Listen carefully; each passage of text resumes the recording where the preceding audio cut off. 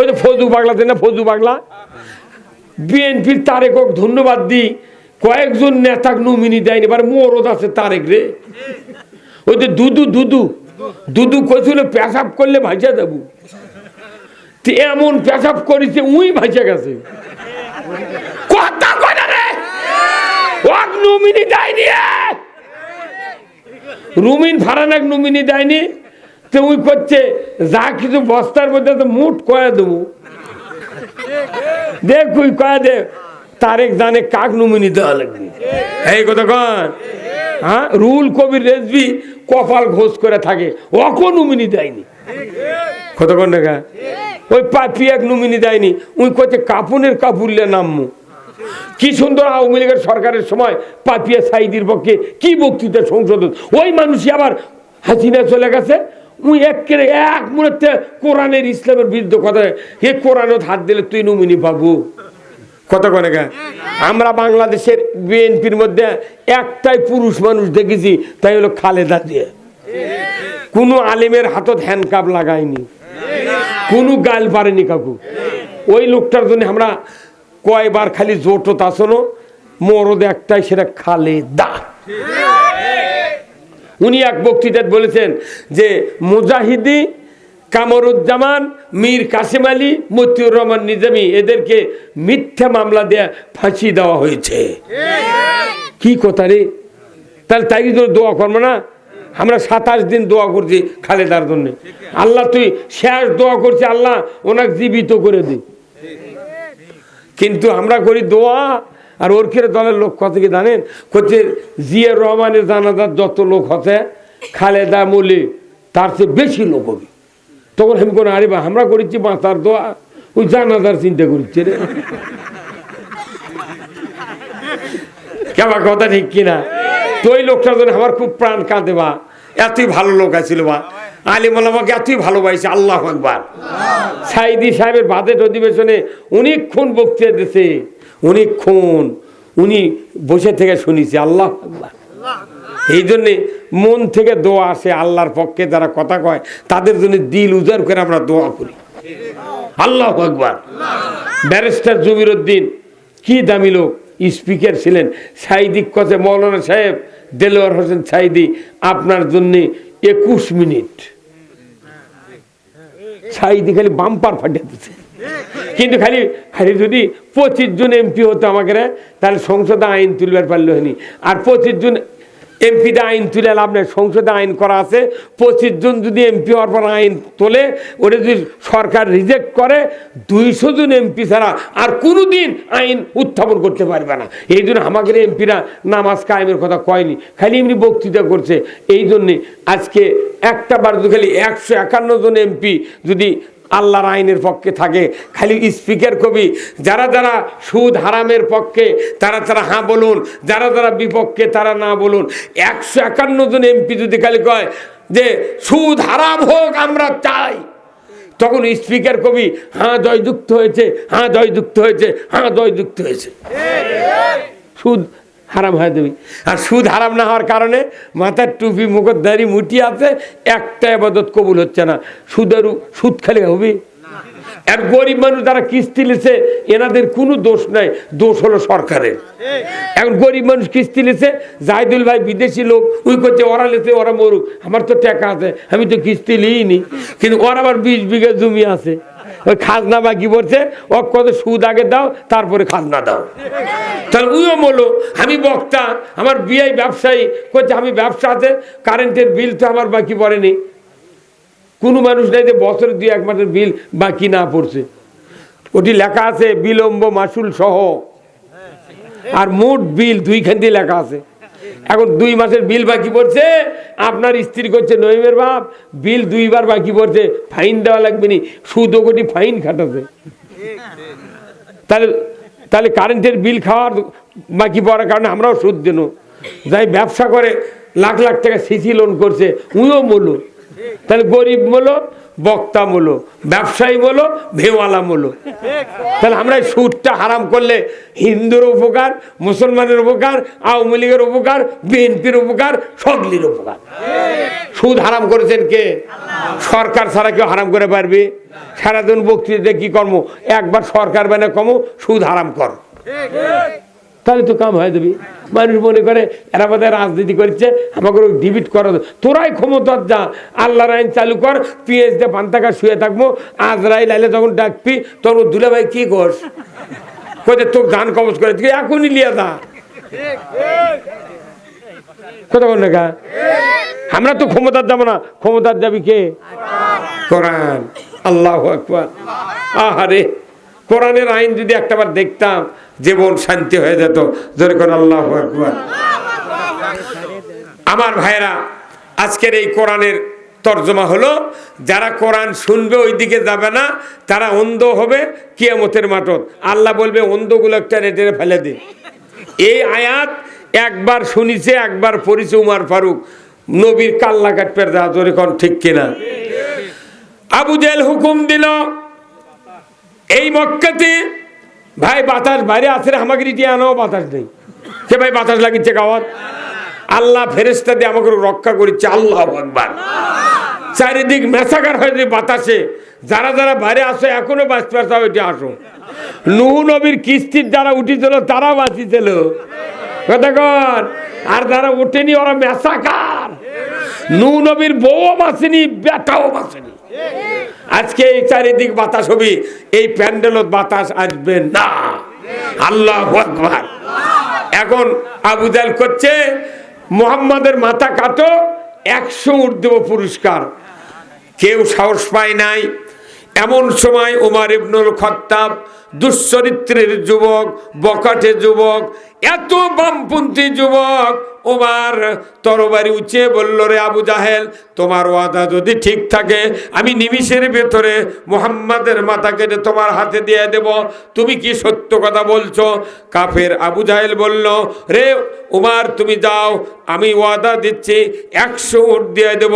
ওমর ফারুক তরবারি নিয়ে দ্বীপ্রয়ের সময় ধার রোদের কারণে চিকচিক করছে, দিগত বেদে রাগান্বিত অবস্থায় ওমর সামনের দিকে দৌড়ে দৌড়ে যায়। মাঝপথে নঈম নামের ব্যক্তির সাথে দেখা হয়। নঈম বলল, রে ওমর, এত ক্ষিপ্ত অবস্থায় তুমি কোথায় যাও? বলে, তুমি রাস্তা ছেড়ে দাও, আমাকে রাস্তা খাটো করো না, যাবো আব্দুল্লাহর বেটা মুহাম্মাদের মাথা কাটার জন্য। সাথে সাথে নঈম বলে, খবরদার, দাঁড়িয়ে যাও, তোমার সাথে কথা আছে। বলে, কি কথা? খবরদার খবরদার, তুমি যে আশা করেছো তুমি মাথা তো কাটতেই পারবে না, তোমার মাথা আর এই তরবারি মুহাম্মাদের পদতলে বিক্রয় হয়ে যাবে। ওমর আরো রাগান্বিত। নঈম হাত টেনে ধরল, রে ওমর, আমার গ্রামের লোক, তুমি বিশ্বাস করো আমার কথা। বলে, কি বিশ্বাস করব? বলে, তুমি যার কাল্লা কাটতে যাচ্ছ তার হাতে হাত দেয়া তোমার ভগ্নিপতি, তার স্ত্রী সহ, তোমার বোন সহ ঈমান এনেছে। তুমি নবীর কাল্লা না কাটে তোমার বোন আর ভগ্নিপতিকে তুমি বাঁচাও। তোর বাড়ি ঠিক নেই, তুই আর একজনের কাল্লা কেটে যাচ্ছ। আমাকে এখন দেখবে ভোট আছে নে, বাপ একজনের ভোট করছে, বেটা আর একজনের। গায়ের মানুষ করছে, তোরা দুই বাপ বেটাকে ঠিক হও। কথা কোনে বারে, হ্যাঁ তোরা ঠিক হরে, তোর বাপ একজনের মার্কার ভোট চায়, তুই আর একটা, তোরা কি আমাকে পাগল পাচ্ছু? কথা কন। তো উমর নঈম করছে যে তুই আগে বাঁচে, তোর বোন আর দুলা ভাই বাঁচা, তুই নবীর মাথা পরে কাট। এই যা কষে উমর খেপে গেছে, কি রে এরকম কাকে শেষ করি। বাইপাস রাস্তা ধরে তরবারি নিয়ে চলে যাচ্ছে।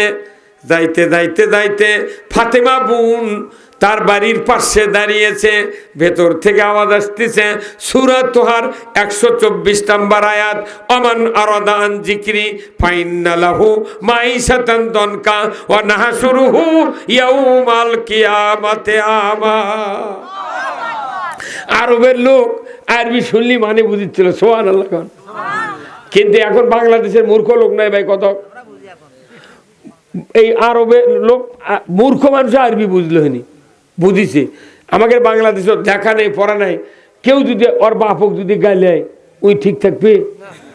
বাপক কোন ভাষায় গালি দিতেছে উই তার উপর ভাষা দিয়ে অক গাইলাবি 1 ঘন্টা, কোনো মুখস্থি করা লাগবে না, কিছু মনে খতম পড়ছে কথা কোনে রে। তার মানে এত এক্সপার্ট বাংলা গাল উই বুঝিছে, কেবা বোঝে নে। তার ওই রকম আরবের লোক শুনে বুঝা পারছে কি রে এদের বক্তৃতা শুনে এদের শোনার পর আমি যদি ওই দিক না চলি তাহলে আমার দুনিয়া সংকীর্ণ করবি, এত বড় সাহস কার রে। উই খেপে চলে গেছে, আবার করছে কি আমাদের দিন অন্ধ করে তুলবি, আমি দেখাশুনে চোখ আছে, কেমনে অন্ধ করবি, কে করবি রে।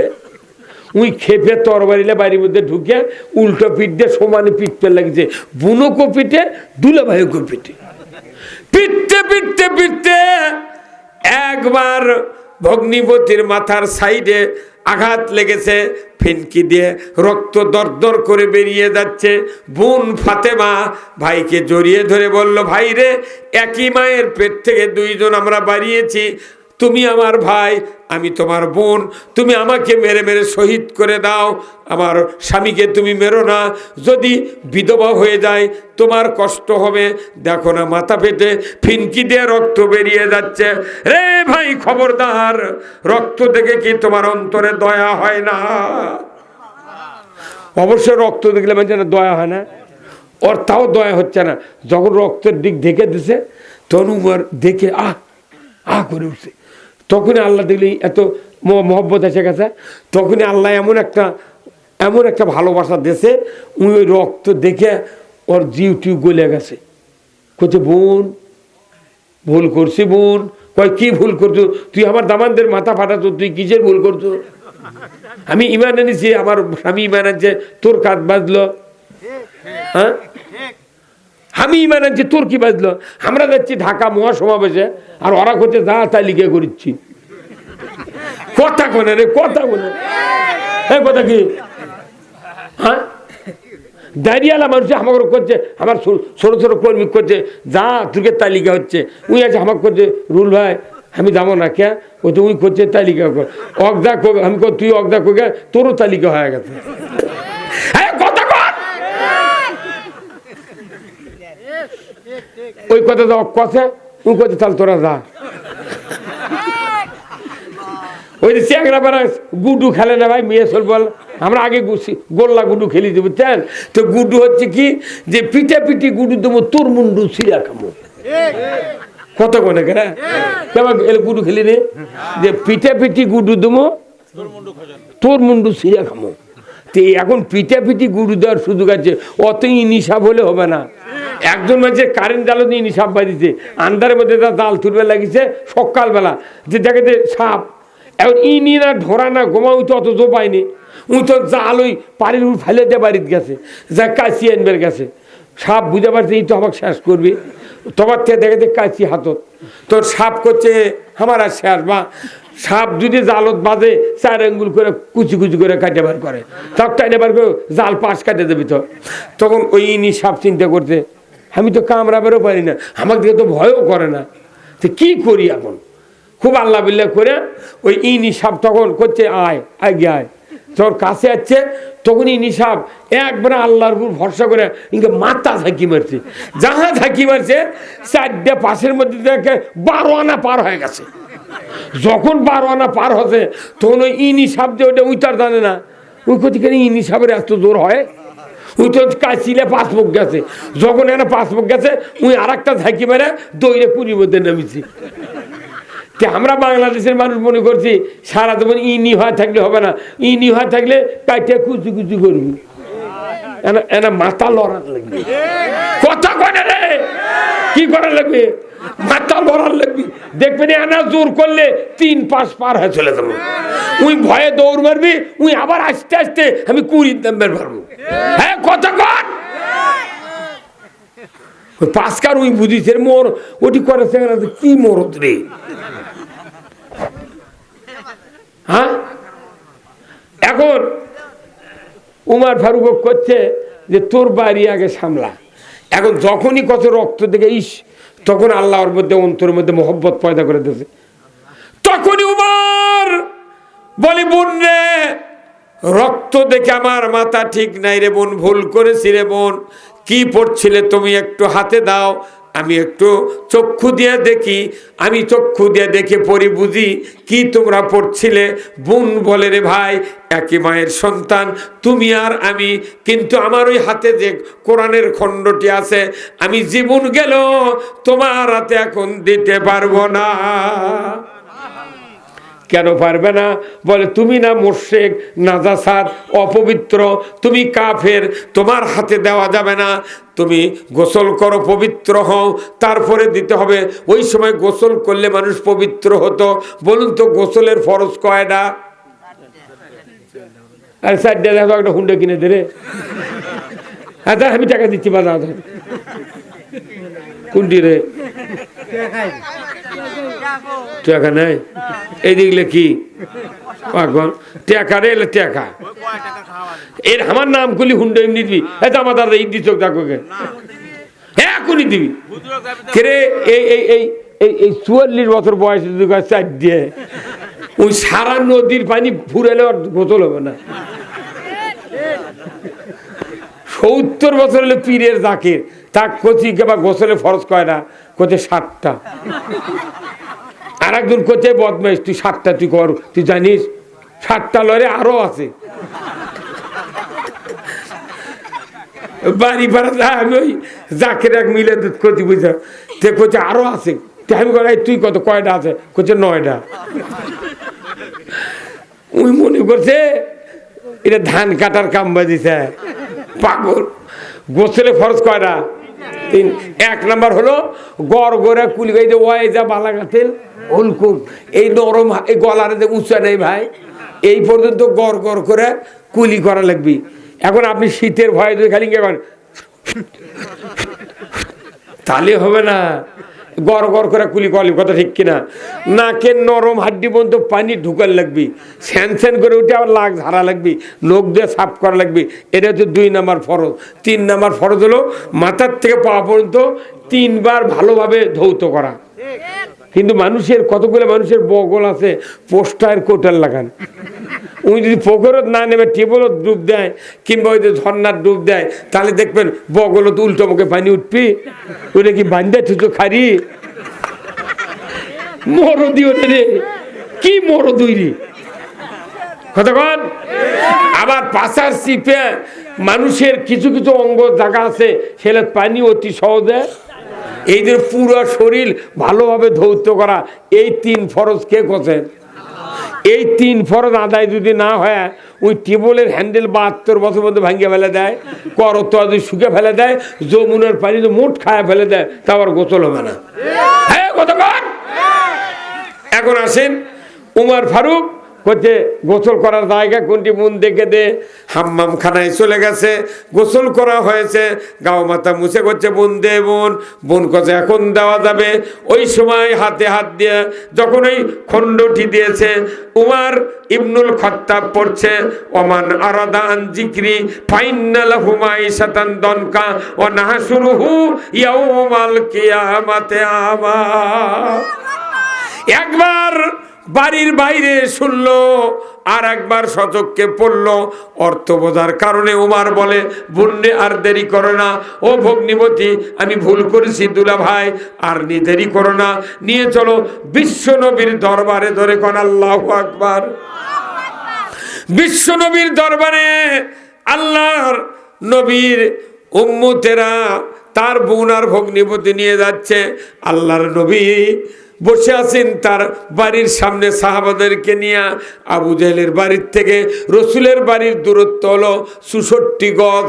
এইভাবে বসে আছে।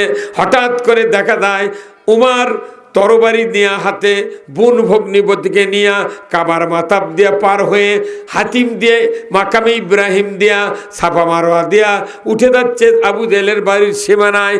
দূর থেকে সাহাবারা দেখছে, ও গো আল্লাহর রাসূল, উমরের হাতে তরবারি, আজ তো কারো নিস্তার নাই। উমর যেভাবে আসছে আজ আমাদের কারো জীবন থবে না, অতএব রসুল আপনি মাঝখানে দাঁড়ান, আমরা থাকবো, 1 ফোঁটা রক্ত থাকা পর্যন্ত উমরকে আপনার কাছে আসতে দেব না।